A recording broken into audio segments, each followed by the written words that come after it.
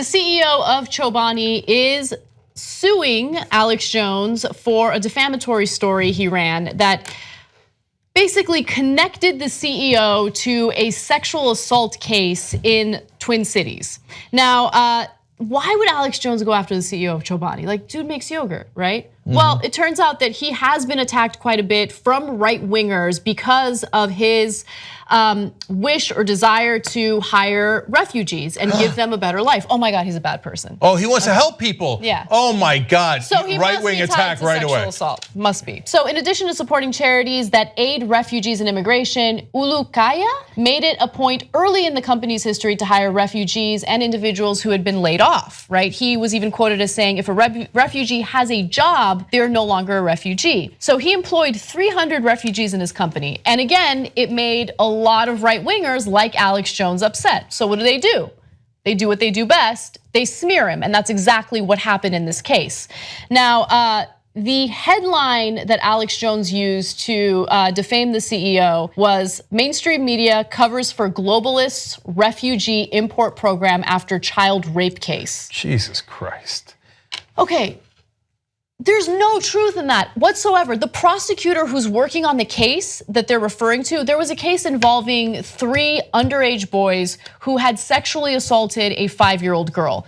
The story literally has absolutely nothing to do with Chobani, has nothing to do with any of the refugees that were hired by Chobani, but doesn't matter. Alex Jones took it upon himself to link those two together in a defamatory way. And of course, that has led to attacks, calls for boycott, things like that. And so, the CEO has no choice but to go after Alex Jones. The lawsuit says the story was also given a different headline: Idaho yogurt maker caught importing migrant rapists. Jesus, man. When it was tweeted by Infowars. Now, Chobani argued that Infowars published a falsified report about a sexual assault case in Twin Falls, Idaho, where Chobani owns and operates the largest yogurt plant in the world. The lawsuit says the erroneous report linked the CEO to the assault case and accused his company of bringing crime and tuberculosis to the community. Of course it did. The fake news stories led to a customer boycott call against Chobani products.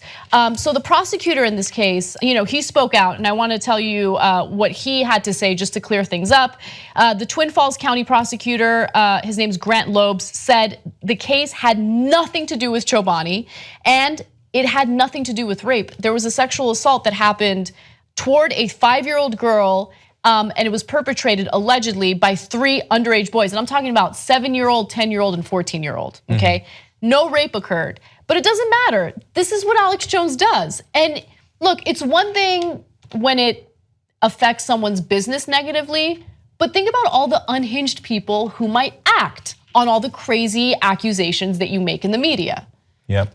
So look, there's a guy today that we did in the story from another right-wing network I never heard of, saying you should kill everybody at CNN. Yeah. The attacks against us are nonstop, but we're in the media, and if you're not used to it, and all of a sudden somebody accuses you of importing rapists into the country, that is shocking. And then tuberculosis. And of course, they always have to throw disease in because immigrants are diseased. Right. It's the oldest stereotype bigotry in the book, and then you have to round them up and et cetera, et cetera.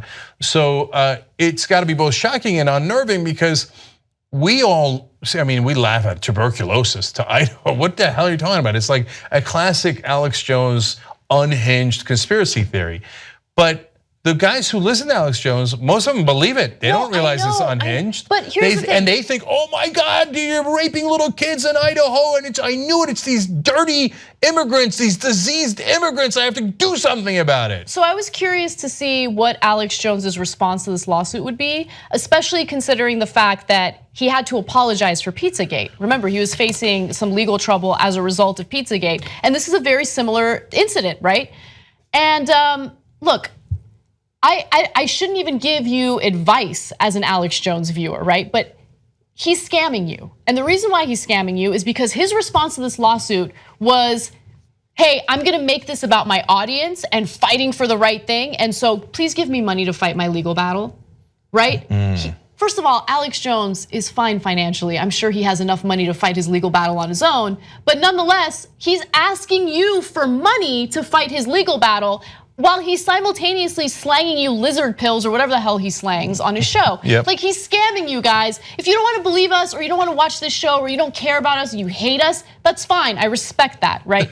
But please stop letting him scam you. He wants your money. He wants your money. He is the most despicable guy on the planet, and he keeps scamming you. Please do not give him a single penny for his legal battle. That's ridiculous.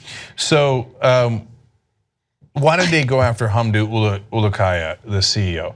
So one, he's helping refugees, so that's unbearable. Two, he's an immigrant himself. He's a Turkish immigrant of Kurdish descent.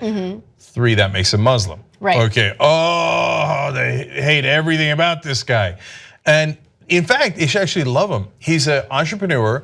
He created a small business, which he then turned into the largest yogurt distributor there is. He beat all the giants. He's actually, number one, clearly living the American dream. Number two, the guy that you would think the conservatives would look up to. That's like their dream. But there's only one thing about him that they don't like. He's an immigrant. We're not the Young Turks, you're the Young Turks. You power this show. Together, we built something amazing. We've broken stories like the Donna Brazil story the mainstream media wouldn't break. We built the studio, we built this network. It's now #1, all thanks to you guys. Let's come build it even bigger and stronger. tytnetwork.com/join.